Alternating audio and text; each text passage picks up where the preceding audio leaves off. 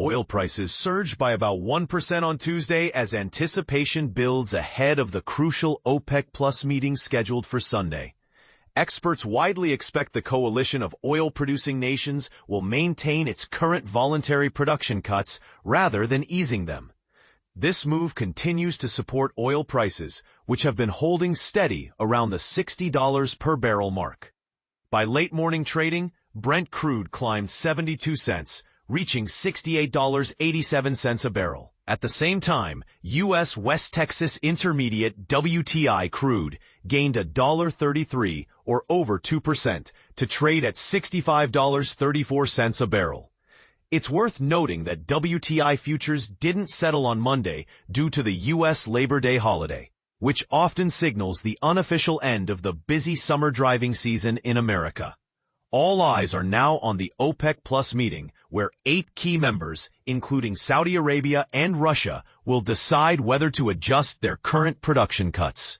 Most analysts anticipate these nations will hold steady on their reductions for now, especially given uncertainty about future global demand. Some, like independent analyst Gaurav Sharma, suggest the group may prefer to wait for clearer data after the summer driving season ends before making any changes. The expectation is there could be an oil supply surplus in the final months of the year, which could impact future pricing dynamics. But here's where it gets controversial. Saudi Aramco and Iraq's state oil company have recently stopped selling crude to India's Nayara energy.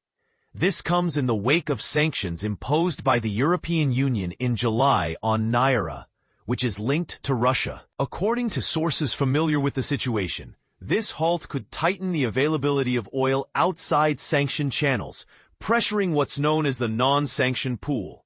John Kilduff, a partner at Again Capital, warns that this could make supply scarcer and more expensive as fewer alternatives remain for buyers who want to avoid sanctioned barrels.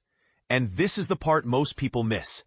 The geopolitical backdrop adds another layer of complexity. The Shanghai Cooperation Organization summit, held from August 31st to September 1st, was attended by influential leaders such as China's Xi Jinping, Russia's Vladimir Putin, and India's Narendra Modi.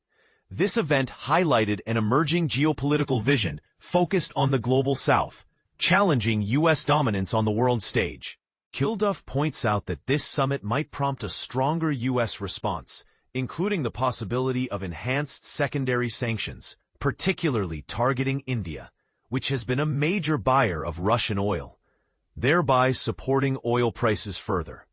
In parallel, India is negotiating a bilateral trade agreement with the U.S., which takes on added significance as Washington recently doubled tariffs on Indian goods in retaliation for New Delhi's continued imports of Russian oil.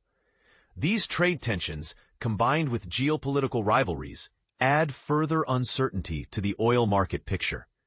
On the data front, investors are also awaiting fresh U.S. inventory reports, with UBS analyst Giovanni Stanovo noting expectations for another decline in crude stockpiles, a factor that typically bolsters prices. The end of the American summer driving season, marked by Labor Day on Monday, officially concludes the period of highest fuel demand in the country, which can influence near-term oil consumption trends. Meanwhile, supply challenges are apparent. Ukraine's ongoing drone attacks on Russian infrastructure have forced the shutdown of oil processing facilities equivalent to about 17% of Russia's refining capacity, roughly 1.1 million barrels a day, according to Reuters calculations. This disruption has a tangible impact on global oil flows and markets.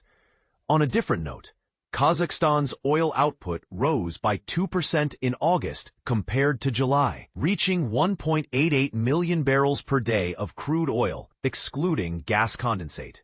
This increase, while modest, reflects continued production growth amid the evolving energy landscape. So what do you think? Will OPEC Plus stick to its current strategy, or will shifting geopolitical and supply-demand factors force a change? Could the sanctions and new trade tensions reshape the oil market in unexpected ways? Share your views, and let's discuss the potential outcomes of these intertwined global developments.